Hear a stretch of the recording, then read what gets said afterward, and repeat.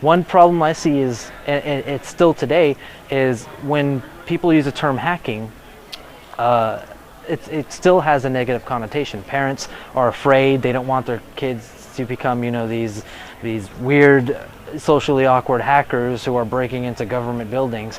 I think what we need to do is kind of just do away with that stigma and give kids the opportunity to come out to the r00tz Asylum right here in DEF CON, come out to these events, come out to talks, and just be able to learn and tinker and grab a computer and do weird things with Linux and with command line. Give them the opportunity to look at that stuff, to interface with it, to feel it for themselves, and if they're interested, they'll take it from there.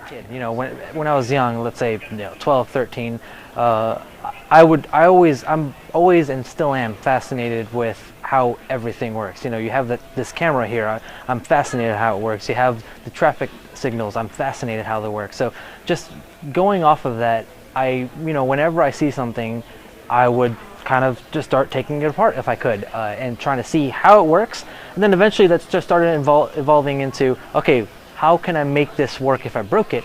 Or even, how can I make this do something it's not intended?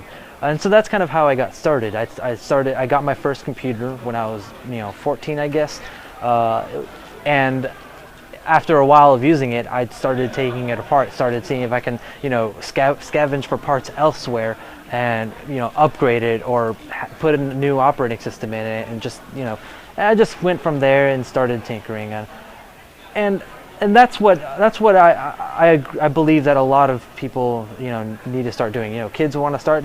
Allow them to tinker. Give them, some of your old electronics that you're just going to throw away, and let them tinker. Give them a screwdriver, let them take it apart, and see what they can build out of it.